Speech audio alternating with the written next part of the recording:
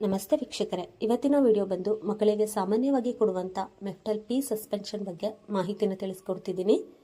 ಮೆಫ್ಟಲ್ P ಸಿರಪ್ನಲ್ಲಿ ಮೆಫೆನಮಿಕ್ acid ಎಂಬ medicines ಇರುತ್ತೆ.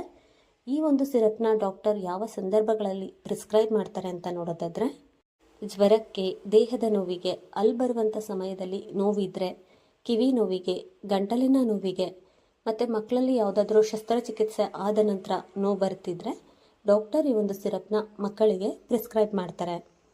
Next ಈ ಒಂದು ಮೆಡಿಸಿನ್ನ ಹೇಗೆ ಯೂಸ್ ಮಾಡಬೇಕು ಅಂದರೆ, 6ರಿಂದ 12 ತಿಂಗಳಿನ ಮಕ್ಕಳಿಗೆ ಡಾಕ್ಟರ್ನ ಕನ್ಸಲ್ಟ್ ಮಾಡಿ ಯೂಸ್ ಮಾಡಬೇಕಾಗತ್ತೆ.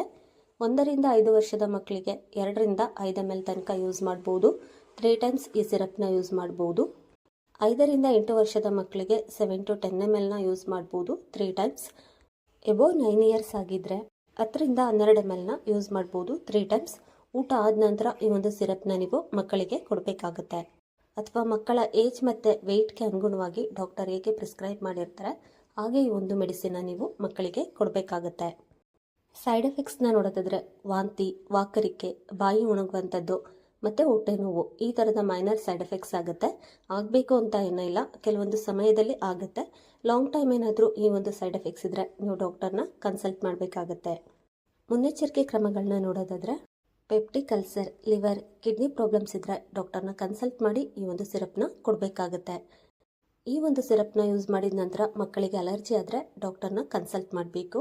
ಮತ್ತು ಯಾವುದೇ ಮೆಡಿಸಿನ್ನ ಕೊಡೋ ಮೊದಲು ಡಾಕ್ಟರ್ನ ಕನ್ಸಲ್ಟ್ ಮಾಡಿ ಕೊಡಬೇಕಾಗುತ್ತೆ. ಈ ಸಿರಪ್ನ ಬ್ಲೂ ಕ್ರಾಸ್ ಲ್ಯಾಬೊರೇಟರೀಸ್ ಲಿಮಿಟೆಡ್ ಅವರು ಮ್ಯಾನುಫ್ಯಾಕ್ಚರ್ ಮಾಡ್ತಾರೆ. 60 mlನ ಪ್ರೈಸ್ ಬಂದು 35 ರೂಪಾಯಿ ಆಗುತ್ತೆ. ಇದು ಎಲ್ಲ ಮೆಡಿಕಲ್ ಶಾಪ್ ಮತ್ತು ಆನ್ಲೈನಲ್ಲಿ ಕೂಡ ಸಿಗುತ್ತೆ. ಇದಿಷ್ಟು ಮೆಫ್ಟಲ್ ಪಿ ಸಸ್ಪೆನ್ಷನ್ ಬಗ್ಗೆ ಮಾಹಿತಿನ ತಿಳಿಸ್ಕೊಟ್ಟಿದ್ದೀನಿ.